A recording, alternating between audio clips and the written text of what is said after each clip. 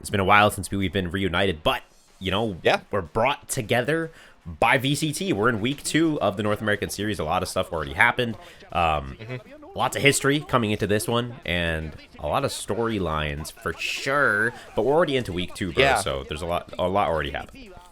Yeah, and if anything, there hasn't really been so far a single team that seems to be really running away with this one. Right. And I guess that's sort of. I think this will change going forward in the Valorant ecosystem, but with the nature of this being the first season of the established partner league, I'm not calling it a franchise league because it's not franchise, Right. but for the partner teams, and then having the big so many roster moves over the winter, and then going into the huge lock-in tournament, which was good for these teams to get established, but it's still not the same thing as like a full League. play, right? Yeah. Right now, it really feels like we are still in the developing phase Definitely. of these teams. Like 100 Thieves is a really, really good team to look at. That Cloud9 as well, in terms of like what week 1 compared to week 2, and then like there's still some buffer room for it. So hopefully that's not going to be the case going forward in 2024, 2025, and everything for Valorant. But right now, gonna be honest, kind of annoying. I just Yeah. wish we had teams that were a little more straight and but I understand why the structure has the format of the whole circuit has set it up to the way that it is. Yeah, and it's kind of exciting because, like you mentioned, right, you had the lock-in tournament. It's a best-of-1 freaking tournament. They traveled so far for a best-of-1 tournament. Not to say that it was a bad idea, but I don't think it was an accurate gauge of what their capacities are going to be in a league setting, right? So, yeah, as we're heading into week 2, lots of weird results. They're all over the place, and we have a lot of topics to get through today. But namely, there's a couple of things that are definitely going to come to mind. One, what happened in that Energy and Sentinels match? I don't know. What happened in the EG and 100 Thieves match? I don't know. And I got to say, overall, one of my favorite things that transpired this weekend was the Furia and Leviathan match. I gotta say, just let's just get into it. That Furia and Leviathan match, even map 1, I felt like Furia was gonna take the whole thing, just because Furia, they looked so confident, and I was really surprised that Leviathan took away that first map. But then the next 2 maps went pretty much how I expected. And Furia, I gotta say, Cam, I think they're a contender for a top team long term in this league. They look like they're cooking. Yeah, no, they are. The eyes weren't necessarily on them coming into this, but you heard on the broadcast how people were mentioning that they seem to be a dark horse coming into this. And this matchup against Leviathan, I think Leviathan, sorry, I'm assuming that word means Leviathan, but Right, either way, it it's Leviathan. That's what they're called. That's what their name. We're going to call them how they want to be called. They want to be referred to. But going up against that matchup, I sort of expected Leviathan to take it, not in a super confident fashion, but definitely at least win the whole thing. But yeah, for Fury to come out 2-1 with Icebox especially 13-5. Yeah, that was absolutely sick. Oh, it was so sick. And if I'm not mistaken, they just really look like they dismantled the other team here. There was just a lot going on in that match. Overall, I gotta just shout out Furia. Definitely a top contender coming in into this league, and I think overall. But speaking of top contenders, I think we were all expecting a little bit more out of the Sentinels game. What the hell happened in that game, dude? Oh yeah, okay. So on to Sentinels now. I don't want to read too much into Sentinels versus NRG. I think that's strictly just the Sentinels not performing to the way they were expected, because they looked really good week 1. I think they're a really solid team. I was heavily critical on the way that Sentinels were sort of managing their roster towards the end of last year. Right. It took them forever to make any sort of roster moves after their year-winning event in 21, right? Whatever. Pandemic time always gets squished together in one singular. Time is fake. Time doesn't exist. But with this new roster, I just think that this was an off day for them, frankly. Tens especially, just an off day for him. I have actually come around on Tens being a really, really solid player. I couldn't tell you why I wasn't completely sold on him just yet. I imagine this is the bias. I understand this is the bias on my own half. The whole pro player. Wait, no, I'm a content creator. Wait, no, I'm back to being a pro player. Like, that just put a bad taste in my mouth. But he's committed, like, for at least year at this point. I don't actually remember exactly when he retired from his brief stint as just a streamer, but he's been a full commit. It hasn't been like a waffling around. Right. Like, you see this happen to some players of like, well, I could always be a streamer, like and that's sort 2K. of like their. You know what I mean? Like, I wasn't gonna name names, but yes, I'm just saying. That's... I love Stewie, but it's like, bro, I want to see you compete. You know, I would love to see this man compete again, but I totally feel the same way. Well, the point is like to commit. Whichever one it is. I feel that a lot of players, especially in America, because streaming is where you can make a lot of money, is that you always have that out to yourself. It's not even an out to your audience. It's an out to yourself of like, oh, well, I don't need to try so hard because once this is over, I can just become a streamer. Whereas if you full commit to this, you will have that like extra 10%, 20% to give because it'll be your entire life's goal at the moment. Or, you know, and sometimes some competitors you see in traditional sports, once they retire from competing, that's basically their life. And that's just the sort of, that's sort of the heartbreak of being a competitor, because no matter how good you were at your prime, you never remain at your prime. And that's sort of... And I think that's totally going to haunt Tens for a little while longer. I think in this league, we're going to see Sentinels just squander the talent that they have on their roster for at least 2 or 3 more weeks. I say this because looking at this match, bro, Lotus was close. It was a great match between Energy and Sentinels. Great, 13-10. Cool. Solid performance from both squads. Icebox, ooh, that lot. I mean, the comp that Energy played, no fun. You know, I mean, not no fun. Tons of fun for Energy. No fun for anyone else. That is a lockdown. It is brutal.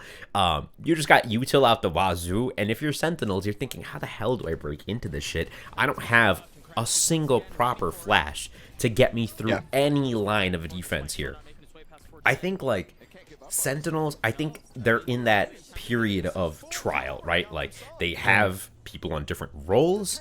They have, you know, like, philosophically, they just changed a ton. And the Sentinels, I don't know if they have it in them, if even by the end of this season, but I'm going to give them 2 or 3 more weeks of just absolutely subpar performances before they do anything good. I'm pushing back on this a little bit, man. Like, are you forgetting week 1? Like, they did really perform very well against 100 Thieves. Right. And yeah, I think 100 Thieves, and I think we're going to be talking about them a little later as well. Exactly right. But they definitely made their own steps of improvement going into week 2. But even so, week 1, there are no pushovers, and I think Sentinels did a good job against them. It really is just on the off day. In fact, on the it was an off week just for these guys, especially, again, Tens, especially. He's so much better than, what was his full series scoreline? 13-30 dismal over the first 2 maps. Right. That's not Tens. We know that's not. Like, that's not even like C level Tens. Like, that's such an unfortunate. Listen, it happens. On the post game interview with FNS, who, by the way, wait, does he go by Finesse now? Finesse has always been his thing. So FNS is just a shortened version of. Okay, whatever. Either way, FNS, he just said it's like it just seems to be an off day for Sentinels. Like, he even recognized that going into this series. So I don't think that that's going to be a huge issue going forward. I know that they're not your spoiler for the audience. I know that they're not your #1 pick for this league right now, and I don't necessarily think that they are a shoe-in for mine as well. But come on, like this was not. We all know it. We both know that this was not a clear example of like what to expect from the Sentinels. You know, I will say the reason I also think that Sentinels are undergoing this sort of pressure cooker situation that's going to take them a while to work out of. 100 Thieves, specifically, when I look at 100 Thieves, I no longer see 100 Thieves that carried all the weight of 100 Thieves of yesterday. You know what I mean? Like, the 100 Thieves with Hiko had a lot of heat around it, had a lot of pressure on them. This is a not a completely new roster, but it's pretty much a new roster. A new identity. A new identity, exactly. And I think it's a breath of fresh air into the 100 Thieves organization, and I think this squad specifically can go very far. And so I do think that there's merit in what you're saying with Sentinels. Like, maybe it's an off week. This is true. Maybe. 100 Thieves, I do respect them a lot. I definitely think they're a strong opponent. So, you know, we'll have to see. But I think Sentinels, they still got a lot of those players. You know, you got these Brazilian players with a ton of pressure on them. These American players that know they need to perform, especially to be underneath that Sentinels branding. So I don't know. I think that's something we're gonna have to wait and see how it pans out. But let's talk about 100 Thieves. Let's talk about EG, 100 Thieves, and their 10-man roster or whatever the hell is happening, dude. So, okay, I was actually very disappointed in 100 Thieves from week number 1, and I still think that 100 Thieves can go higher than what they should in week number 2. And for starters, this is not XSET Cryo. Well, no, 100 Thieves. I want to talk about 100 Thieves first, because we're talking about Evil Geniuses afterwards. But I just want to hit 100 Thieves first. This is not XSET Cryo. Right. This is not the Cryo cells that I fell in love with years ago. That I remember picking XSET over Optic when Optic were sort of at their peak, just because Cryo's Jet was absolutely fantastic, and it's still good. And week 2 is definitely better than week number 1, but there's still not that final gear being shifted into. But if the progress is going to continue to be pushed here, then I expect really good further things out of it. Yeah, but I agree. Like, I think Cryo, I think, honestly, like, you know, just referring back to that conversation we were having just a second ago about, like, top teams and who the top teams are, Furia, somewhere up there, I think, if not 1 or 2. 100 Thieves, they're my contender to be most improved, in the sense that they started, I want to say, middle of the pack, but I'm fairly confident this team is going to mature really well, and so I think, like, you're hitting something right on the head there.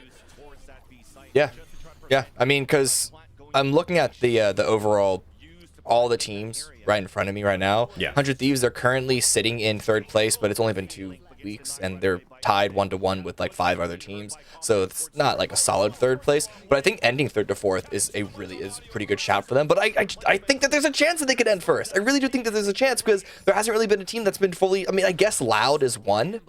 And Furia, I mean, Loud and Furia are both 2-0. Right. Loud is one that I think is more committed to the 2-0. But 100, so I don't know if 100 Thieves will be able to like really overtake them. But I definitely think 3rd place is like solidly where they deserve to be at the moment. Yeah, and you know, you mentioned Loud, and they are undeniably good. But you know, 2-1 against MIBR. 2-1 against Cloud9. These are matches that I'm expecting Loud to smash. You know what I mean? And for me, when I'm watching both of these matches, when I watch them both happen, I wasn't that confident for Loud coming into it. So, honestly, like, I hear what you're saying about Loud being the stronger 2-0 at this point in time, but as the league progresses, I'm expecting them to hit that middle of the pack. I think them and 100 Thieves are going to be battling it out for like 3rd-ish place, man. That's kind of the vibe I've been getting. And Loud, not sure if their plays are getting read, what's happening. People are getting more used to their style, but it seems that more and more teams are starting to put in little footholds in their strategy. And I know that's all conjecture, but that's just what it felt like watching that. You know what I mean? Yeah, I think so. The reason why I'm confident on Loud and why I'm not as concerned with them having these close series is because Loud are not a team like Sentinels, where it's the 10th show, like 100 Thieves, where it's Asuna and Cryo that are going to be taking over the game, like Leviathan, where it is King sometimes doing everything, which is a side point. Loud are a lot more of a systems team. Like, they lost 2 amazing players to Sentinels, and they still made it incredibly far into the lock-in tournament. They are like very much a systems-based team, and that means and systems teams don't generally blow out opponents out of the water, but they also don't get blown out themselves. They also don't rely on everyone having like a hot streak. They don't rely on anyone really showing up. If someone falls off, then the system is there to sort of keep it up, and so it lowers the ceiling, but it definitely it raises the floor, and if you can commit to it, so I'm not concerned at all. It's a good point, man. It's a very valid point, and you know, I like the structure of these matches. You know, being what do we call it? Saturday, Sunday, Monday, or Saturday, Sunday, Monday. Yeah. So that it's just not overwhelming, one, and two, I think for the players, it gives them a lot of time to prep for their next matches and build proper strategies to come into it. So it's not just like an onslaught of matches that are happening and you don't really have time to think and strategize. You know what I mean? I feel like every one of these teams is coming in having VOD reviewed the hell out of each team and just ready with a set of strategies. And the match that I obviously felt that the most was the NRG and Sentinels match. And like, when you talk about Finesse's prowess and IGLing, I think, like you said, when you talk about systems teams, Loud comes to mind, NRG comes to mind, just because of how well they played that no duelist comp on Icebox and just really zoned Sentinels out of that match. So, you know, those two teams are going to be ones to watch for sure. I think NRG near the top, Furia near the top, Loud and 100 Thieves will kind of end more middle of the pack in my book, but that's just like my top 4 shakedown. You know, that's the feeling I'm getting from after this weekend. Yeah. So I think, so what is it? My top 4 is like Loud, 100 Thieves. I think Sentinel's going to be up there. It's that 4th spot that I honestly don't really know. I think it's going to be a pretty heavy fight. Yeah. Actually, you know, okay. I lied. Oh my God, this is so. I don't even know. It's tough. You know, we're only 2 weeks in, and it's like the results have been all over the place. So it's really that's tough. the problem. Like, I want to say Sentinels are going to be top 4 easy, but I don't know that. I want to say that, like, I want to say that energy. So, like, Furia, I would have put them as, like, you know, maybe 3rd and 4th place around where 100 Thieves are, but they're currently in 1st. So it's. Right.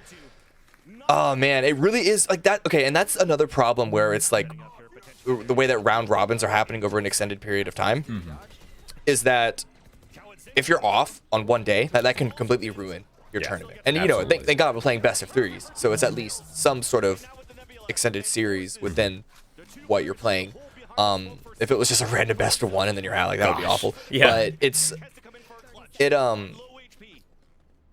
it just means that you really have to show up in game day, which is why I think that going on to what I said at the start, where we're still seeing a lot of teams sort of get their feet under them and figure out how they want to approach this league. I think all these mix-ups, they're not going to be happening as much. We're going to be seeing a lot more clear leaders going into like future seasons. Yeah, absolutely. I can't wait for this weekend's matches, I'm saying that because I am bailing on claiming who's going to be top 4 because I genuinely do not know. The only thing that I know for certain is that Loud's going to be in there 100%, probably 1 or 2, but then everyone like 2 through 4. It's going to be like 6 teams are going to be fighting over it. Well, I mean, that's a very valid statement, too, because I think just looking at the results, it's just all over the freaking place. And so, you know, feelings are feelings, and then we're going to have to see what the results actually end up being. But, of course, all the action continues this weekend with week 3 of the matches. So we'll be back the week after to continue to talk about it and just, you know, hear your thoughts and just hold the conversation because that's what we're here for. Ultimately, the show is a place for everyone to just come, hang out, and just talk about what's been happening. We're not going to review every single match. We're not going to go tactically through everything that's happening, but we're fans, and fans like to talk about stuff, so that's what we're doing. So, honestly, a good second week, and a lot of surprises for sure, but nothing too massive other than I want to say, like, I think the biggest moment of VCT in terms of match scores so far for me is especially that Icebox map, NRG completely icing out Sentinels, and it could be a fluke, or it could be a symptom of something larger. And wait, which part? The Sentinels part being a fluke? Yes, I think their performance could potentially be a symptom of something larger that we were talking about, you know, with the pressure and whatnot. But it could be a fluke as well, like you're saying. Yeah, I mean, okay, come on. Listen, you can't look at a 10's 5-14 score lying on Icebox, and even a def 4-15 and think that's not so tough. It was even NRG's like map pick. Yeah, of course. They must have worked the hell out of that, man. It was losing the Lotus that was the really big deal for them, right? And that's really where the 10's fluke, just an off day, comes into conversation because he started that map 1-5. And then he like started to try and go a little more aggressive at that point to take more forward positioning. But FNS was just calling a really good game, and everyone seemed to be on point on Lotus. Som especially, I think, looked really, really good. By the way, I gotta say, I'm loving Som as a player. He's not like a superstar player in the sense of like what Ye was previously. But not only is he a really solid player, like that smile, he's the poster child for this. He's got the if this was a K-pop group, he'd be the visual. He'd be the lead dancer. And, you know, like he is the guy that you put on the posters. Definitely, and you talk about it too, like these streamers that turn into pro players, where is the line / do they even draw a line or do they fully commit? And Som is one of those that I think maintained his personality, kept his cool, and is still a kick-ass player to fit right into the team, it seems like. So I personally, just as a content consumer, I love watching Finesse and Sam fuck around and ranked, you know what I mean? Like, that is funny shit to me. Like, I love that he is, like, super serious sometimes. Speaking of Finesse, and then Sam is over here just bugging out or doing whatever the hell, you know what I mean? I love the dynamic, and I love when organizations make you care about the players. So NRG, I gotta shout out them for just doing such a good job. They've made such a huge fan base, I feel like, especially when I felt almost like people would be upset that Optic were no longer in the league. People just didn't care and were like, we love NRG now, which is an awesome thing, I think.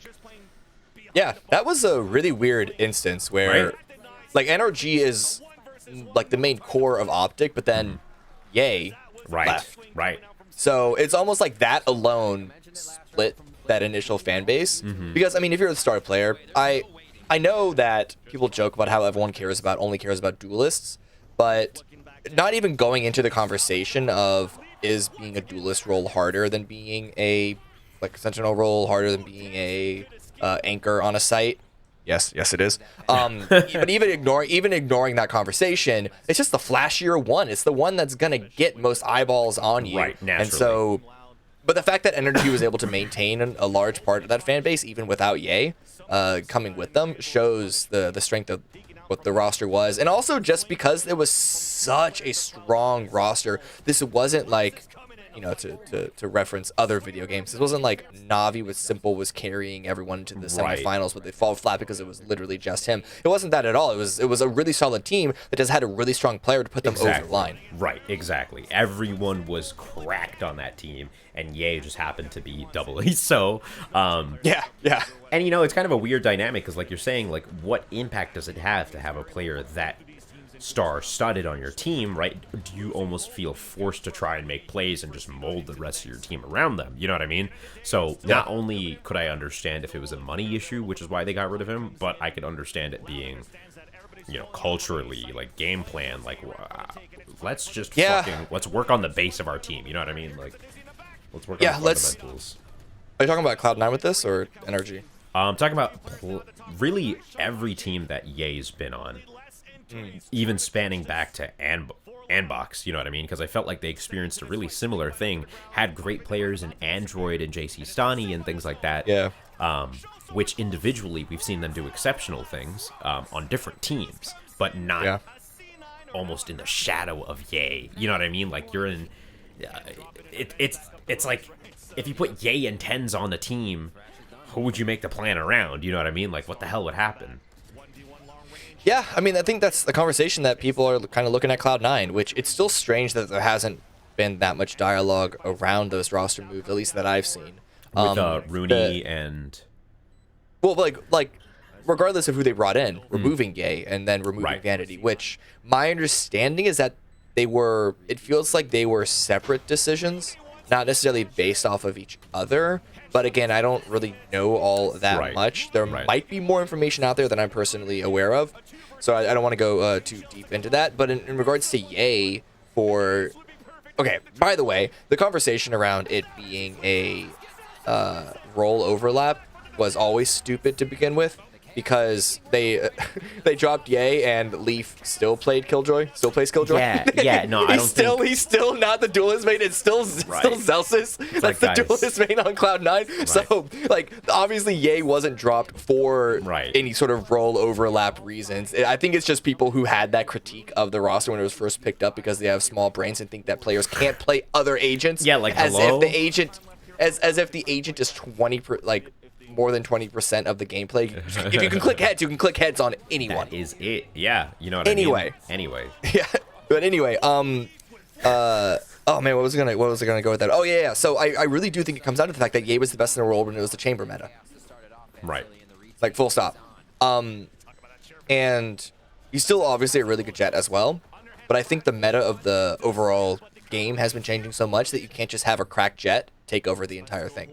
Like they can still create huge openings. I mean, and it's kind of weird because if you think about being Yay, right, you're kind of in this position because it's like I'm sure Yay himself is more than happy to fit into whatever team as long as he can get on a team, you know, and that's why I was imagining not only for that, but for all the clout and all the money and all the shit on the DSG team, right? Yeah. But, you know, like, if you're a team in Tier 1 looking to pick up Ye, I'm sure there's this sort of shroud of mystery. Is he just a Chamber 1 trick? Do we have to create a whole agenda around this one player for our team to operate with him, or can he plug and play?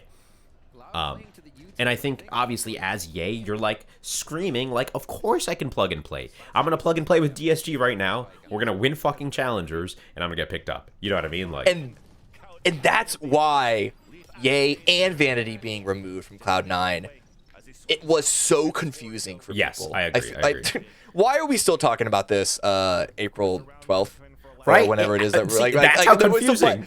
But yeah, because people are so, you know, I feel like this is a conversation that if we recorded this episode, if we started this series like a month ago, we'd be talking about. But like, just to put a cap on that conversation, that is why the Ye Vanity removal is so different, because you can talk about like, oh, maybe Ye just didn't fit into the structure that Vanity was trying to create, but then Vanity also got removed, which makes me think that like MCE definitely had a say in it. That's just a guess. Definitely. Again, no information, pure just conjecture on my end. Right. And which is great though, because I am really enjoying the Zelsis duelist meta. I know he's not all the duelists, he's only half the duelist, and like, is Phoenix really a duelist? I don't know, you know, whatever. The roles are never cut and dry in that way, but still, like this, I like how Cloud9 aren't, at the very least, no matter who's on the roster, they're not playing it with a sort of like, you are playing this role. You are playing this role like it's League of Legends. With the whole bot mid, everything. Yeah, and I think like exactly like you mentioned, you can play whatever role, and honestly, playing more roles helps your understanding of the game. I love watching players like Bang play Smokes, because if I'm a duelist player traditionally, but I'm playing on a team now, and I'm playing Smokes. So when I think about Smokes players that I want to emulate, I think about Bang, because not only is he a badass Smokes player, but he's also aggressive. And that aggression and his position on the map, that's just kind of how I play too. I'm not someone to sit back. I will take the duel. So playing that Omen, playing those more aggressive controllers is something that he's really adept at. And so that's a person that I'll just spend time watching his VODs. Just, okay, what is he thinking? What is he doing? Yeah. And I think having that flexibility, like you're saying, in Cloud9 is really going to be key to their success moving forward. But, you know, at the end of the day, like, it's been a crazy 2-week of matches, and I hope we get some sort of levity in the sense that, like, I would love to see a clear shakedown of who's the best and who's the worst, but, like, man, it's been close, and it's been I can tell you who's the worst. Well, who? I can tell you who's the worst. I mean, it's Evil Geniuses. Come on. Like, okay, I was going to say, you want to talk about flexibility? Yeah. Can we talk about how this whole 10-man roster thing has been implemented? This is not the first time that Evil Geniuses, the organization, has tried to do some sort of extended roster thing, right? Mm-hmm. And this version of it in Valorant hasn't gotten nearly the level of criticism that the Counter-Strike version did, but that's because there are a lot of differences between the Counter-Strike execution and the Valorant execution. In Counter-Strike, they picked up like 3 entirely separate teams and then pretended that they were mixed them in together, but then with the open circuit of Counter-Strike, that you can't have them all be playing, like, they have to be playing different events.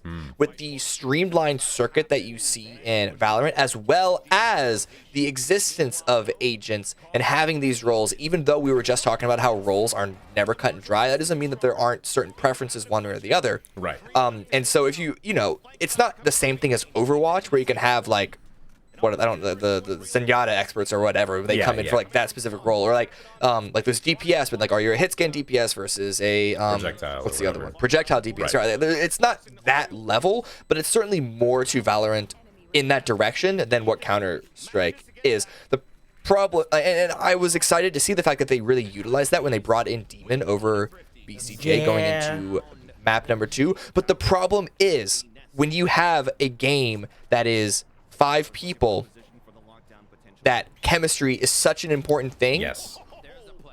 And you swap someone out, if the chemistry isn't there for that 6th individual as well, it's going to fall flat. EG have no chemistry. They've never had chemistry. They still don't have chemistry. They have good individual players, but they are the team that has come together as a single unit the least, by a long shot. By a long shot, man. And I'm disappointed because I really like the Evil Geniuses brand, but then everything they do in Valorant so far has not been wonderful. Yeah, chemistry, not there. And in my book, like, I think, you know, especially playing a longer game, I think this goes in Overwatch too, actually. Let me just backtrack on that statement. I think no matter the title, when you have teams of 5 going up against each other, there's a process of learning. You know what I mean? Like, when you're fighting against somebody, the first couple of rounds is identifying what the hell is going on. What are they doing on defense? How are they setting up? How is their brain working? You know what I mean? You develop an understanding for their line of thought in the enemy.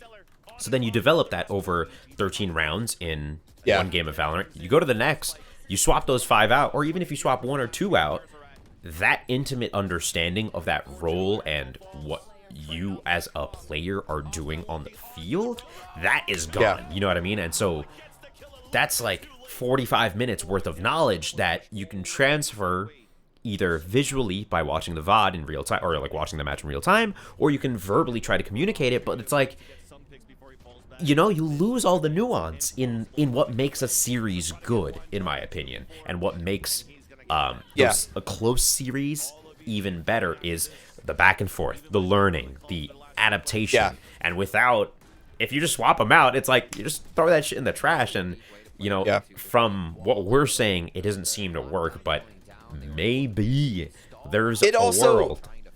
I don't. No, there's not a world. It also just goes down to the fact that, you know Overwatch better than me, so maybe you can tell me if this is wrong. But the way that a game like Overwatch is played, it means that your character and your job is so much more singular and streamlined. The way that a game like Valorant is, there is so much mid-round adaptation. Absolutely. And if someone dies, if you go down from a 5v5 to a 5v4, even if you trade it and it's a 4v4, that alone completely changes the game. If someone is if someone is usually the anchor on B site, but then you have a Silver drone that spots them on A, that completely changes the game. And so it's not to the level of like a battle royale where chemistry and coordination is like #1, but there still is such a level of that swapping a player out, and if you don't have that, it's not like, well, I mean, one, if you swap it out, it's just not gonna exist, right? And if you spend all this time with like all 10 players trying to get that chemistry together, it's just like, and it's like, how are you practicing this? Like, what are you doing? Yeah, you know what I mean? Like, exactly. are you scrimming that much more with all these random variations and permutations of your composition? Or so does that mean like your duelist now doesn't have experience on like, what the hell? You know what I mean? Like, what is happening? And why is my question. Like, And this also is a big question on a player like BCJ. The reason why, in this particular instance on Icebox, why they swapped it out, shout out to Mimi, because she actually nailed this on the desk when she saw why Demon was brought in. She called it her conspiracy theory, tinfoil hat. I wouldn't be surprised if she was told this by evil geniuses, because she nailed what it was. Right. They brought over Jogamo, who is usually a duelist, strong jet player, to play the Harbor. And they pulled BCJ out so Demon could come in as a jet chamber, like sniper specialist to play the jet on this map. Why can't BCJ play Harbor? Like, that's the question. BCJ is a controller player. Like, he's a smokes player. We see Leaf going from being a jet main to being a killjoy main. Like, are the differences really that hard? I'm just some random, like, guy with a microphone, okay? Right. Maybe there's something about these agents and how specialized you can be as a player, but I don't understand why you would swap BCJ out and bring Demon in. That if for some reason Jogamo is a better Harbor player than BCJ, one, you should get a better controller player. Like, that's not, I'm not saying EG should. I'm saying hypothetically, if Jogamo, who is a jet main, is a better Harbor player than BCJ, that means that they have a controller gap that they need to shore up. Yeah. Or maybe just put Jogamo 100% on that role and bring Demon in as a, exactly. This whole mix and match thing doesn't make sense when you're not having different roles. Like, when you see jets be put on Sage because there's no duelist on the map, that makes more sense than having the same roles exist on their composition, but whoever plays it mixes it up. But like, why can't BCJ learn to play Harbor? Is knowing how to curve that wave that hard, is knowing where to put the shield, that smoke difficult. And I think about it too, and it's like, when whatever it is, I completely agree in the sense that, like, if you're going to have the Smokes player, if you want him to play more aggressively, perhaps, you have them... This conversation is almost silly in the sense that it's like, EG is confusing us so much that we're here confused asking them the questions that they need to be asking, because it's like, really, we're just watching this happen and we're so perplexed that we're asking all these questions. So at the end of the day, week 3 is coming up. We're going to have to see what the hell EG does, because if they don't get their act together, they're going to be fucking dunzo. Which is no problem. Yeah. They'll figure it out eventually, maybe. And if not, that's whatever. You got more faith than me. Yeah, you know, I like EG. I've always liked EG ever since, like, StarCraft. You know what I mean? Like, they've always been cool to me. But it's like, I'm gonna need y'all, like, you know, like, I'm poking the rock with a stick. I'm like, yeah, I'm gonna need you to do something, man. Like, any day now. Anytime. And I believe it might work, but... It just sucks because I think they do have strong players on that team. Me too. And I think they have players that have been really kind of brushed aside by a lot of these bigger teams for a long time. So they have a lot to prove in my book. Yeah, I just think it's kind of a waste of Boostio at the moment. Yeah, yeah. And and also, that's the other question, is because I like Potter. I think she has the abilities to be a ridiculously good head coach. Boostio has shown really good signs of not only just being a solid IGL, but being able to put up his own numbers as well, right? Like, you really do. Long are the days in gaming where you can be a 1 kill a match IGL. That's not really the thing anymore. Right. But I just can't help but suspect, knowing the current EG management, that they are kind of hamstringed on how they want to run the team. Yeah. And, you know, there's a lot of conversation around EG and what they're doing in Counter-Strike as well. So it's a tumultuous time, to say the least, to be an Evil Geniuses fan. So if there are any EG fans in the chat anywhere or in the comments, please let us know what the hell you think is happening. And also, let's get your top 4s in the comments. If you're watching this and you have an opinion that's strong or not, whatever, just leave it in the comments below. We'll address it and we'll talk about it next week as well. But yeah, man, week 2, lots of ups, lots of downs. It's all over the place, but we're only 2 weeks into this whole damn thing. VCT NA coverage will continue next week. We didn't say it at the top of the show, but you're watching Anti-Eco, the premier Valorant North America competition talk show, brought to you by Jim Basco and Cameron Davis.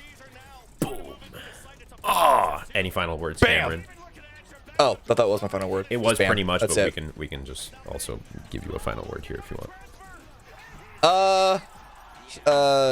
Shazam's pretty good. Boom Boom Pow is all right of 1. No, I mean, honestly, Loud is going to keep winning. Yeah. Okay. And I'm excited to see Furia, but... Me too. It's going to be... going to be really tight top 4. Or, I mean, I guess we should probably talk top 6, because that's the qualifier to playoffs. But that's going to be a tight... I think 5 and 6 are going to be really tight. Yeah, especially this early on, it's going to be tough to determine. But let's do a top 6 next week. We got a top 4 for this time. Yeah, like I said, if you guys got top 4, top ratings in the comments, disagree, agree, whatever, leave it in the comments. We'll talk about it. But yeah, I'm Jim Basco. It's Cameron Davis, and we will see you guys next week.